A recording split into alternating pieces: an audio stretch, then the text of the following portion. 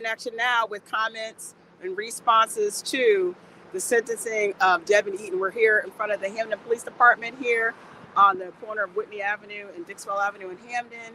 I have some members of the community here who want to have some statements to make. And I just want to start off by saying, when I got the call on yesterday from a media outlet, I said this is why the Derek Chauvin case was so important, and the verdict was so important, that he got 25 years for holding George Floyd down underneath his knee for 8 minutes and 23 seconds. It's because it really looked like real accountability. Because, I will never forget when I watched that sentencing on that case. Derek Chauvin looked like he was shocked. He was like, what? I'm guilty? Yes, bro, you're guilty. You killed this guy in broad daylight underneath your damn knee. We have to stop being shocked when cops get real consequences for real actions that endanger the public, the same public that they're charged to protect. So what we want to do is we're going to hear from Carrie Ellington from New Haven. She has been a part of this movement. She's the one that started this movement back in April of 2019. We'll put up some video later on our page on what that looked like back in 2019. We'll talk a little bit more about it tomorrow at 7 o'clock during our little weekly call. But we want to hear from Carrie Ellington because we marched up and down these streets to make Devin Eaton accountable for his actions, for breaking police protocol, crossing town lines, shooting at people 13 times. And I wanted to hear whether or not she believes that 3 years probation, is that equitable for the community? Yes or no? And here she is. So I'm going to read what I wrote. I'm completely devastated by this news that Devin Eaton has not been given any jail time. The failure to sentence Devin Eaton only gives evidence to the fact that the systems of policing and the entire criminal justice system is criminal and needs to be abolished. Police do not keep Black and brown communities safe. All police are, in fact, the very danger we need to be made safe from. Devin Eaton is being given a pat on the wrist for unloading multiple rounds of gunfire on Stephanie Washington and Paul Witherspoon in a residential neighborhood where we heard neighbors had to run for cover to keep safe from the bullets straying close to their windows and homes. Stephanie Washington was shot multiple times. We heard about gunfire at the levels comparative to the mass shootings we see happening across the nation. Eaton, Pollock, the police forces of Hampden, Yale, and New Haven were the only perpetrators, the only offenders that night of April 16, 2019, and the court just let Eaton walk free. This decision to not sentence Eaton speaks to the interest of policing and a judicial system that is designed to operate exclusively and only with violence and occupation. Stephanie Washington and Paul Witherspoon deserve justice, and this is not justice. Hampden police still occupy and police residents in New Haven. Yale police does this too, in addition to New Haven police. This is what is defined as an occupation. That occupational force imposes terror on Stephanie Washington and Paul Witherspoon and the residents of Argyle Street.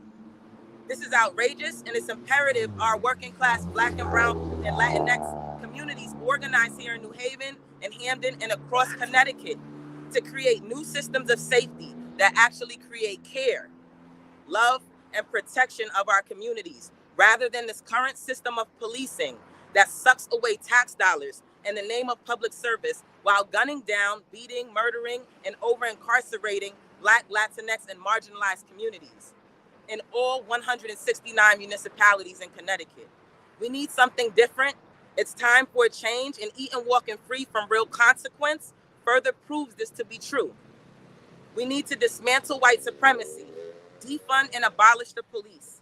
We need to listen to the youth and remove police out of schools.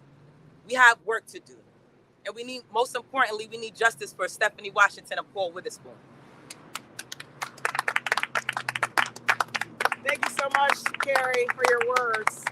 And I do agree, the police departments around the country are soaking up budgets like you wouldn't believe. Our budget here in Hampton is what, $21 million? Ridiculous. It's $21 million or $20 million a year. And, a lot of them are even operating under antiquated basis. It's really shameful.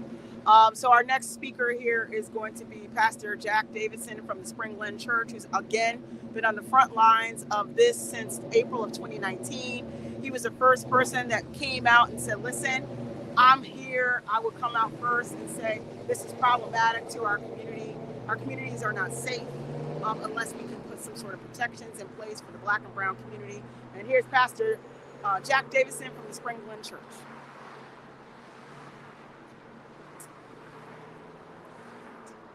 The phrase that's been sticking with me is sort of been the refrain of our town leaders since the shooting took place. Over and over again, they said, trust the Process. Trust the process, trust the system. Trust the process, trust the system. And we have now seen the end results of trusting the process and trusting the system. The perfect case study in the interconnectedness of internalized personal racism and systemic racism. They gave him a plea deal. What a deal it was.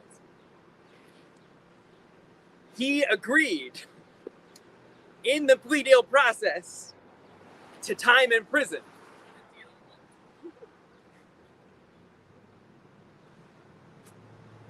And then they came before the judge, and the judge said, just kidding.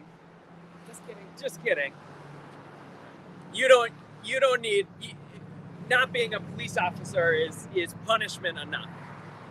But you can bet if I accidentally shot somebody doing my job, I would more than lose my job. And maybe accidentally ain't even the right word. And what's so infuriating about this is plea deal bargains are the same systemic tool used to trap innocent Black and brown people into confessing to crimes they didn't even commit so that they don't get trapped even longer in this system of injustice. The very tool used to corner Black and brown people and get them to admit to crimes they didn't commit is the same system that they're using to get this police officer off the hook. And so in some ways, even if the plea deal had stood, the original plea deal, it would still be an officer of color paying the price for an unjust system, while at the same time, white officers in Hamden who were caught on tape engaging in violent racism have since been promoted. And all the while that this is happening, as we have new police commissioners here who have been trying to right this system, trying to undo the rubber stamping of racist police officers in the promotion system, they're getting pushback on the hard work they're doing. Rhonda and Dan here trying to reform an unjust system, trying to put in place real accountability.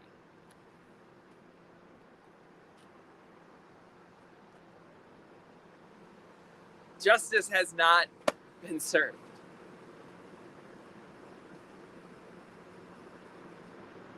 So when we say no justice, no peace, right? No justice, no peace.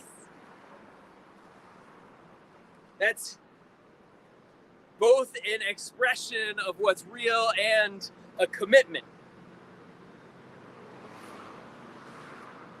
An expression of what's real, that there can't be internal peace as long as unjust systems persist. But also, as long as unjust systems persist, we can't rest. We have to keep going. We have to keep pushing. I'm reminded of a parable. I'm a preacher here, so apologies. I'm going scripture today. Jesus told a parable about the widow and the unjust judge.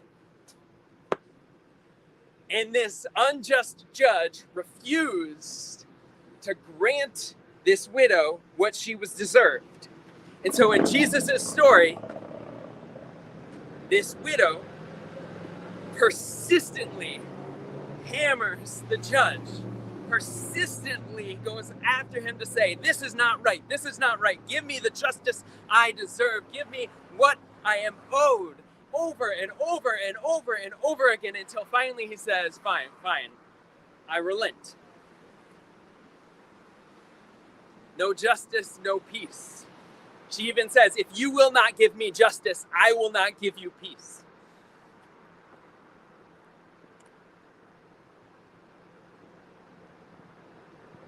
When there's no justice, we can't play nice. If we want to see real change, we have to be persistent, like the widow in Jesus' story.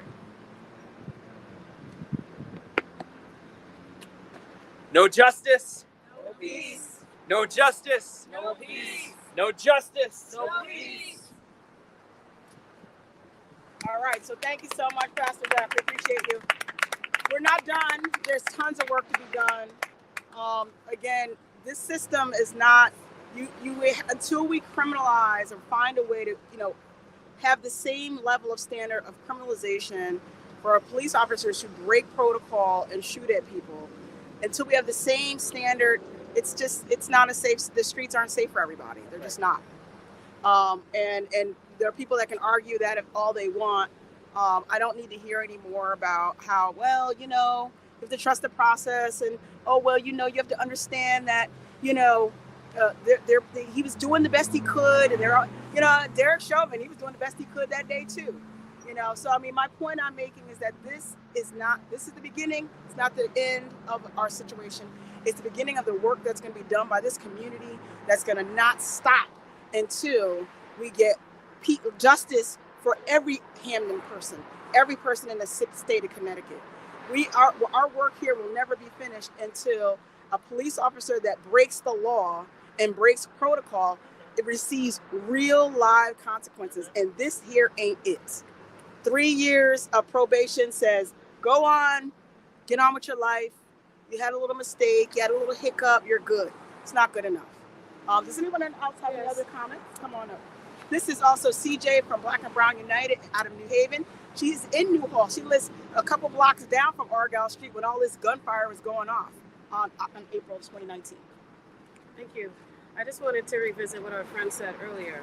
And just to put it in perspective, this is a Black and Brown matter, right? Our communities are being targeted. And for those who didn't know, Mary crossed the border to save Jesus.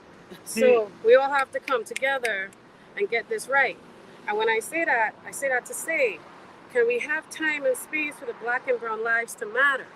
Can we make that matter? Since this happened, right, police are still speeding on Sherman Avenue. Fairhaven is still forgotten. We still don't have good meals in the schools, but we have SROs. We still don't have Black and Brown social workers. We still don't have Black and Brown teachers, but some way, somehow, you'll find that money and resources for police. We had enough.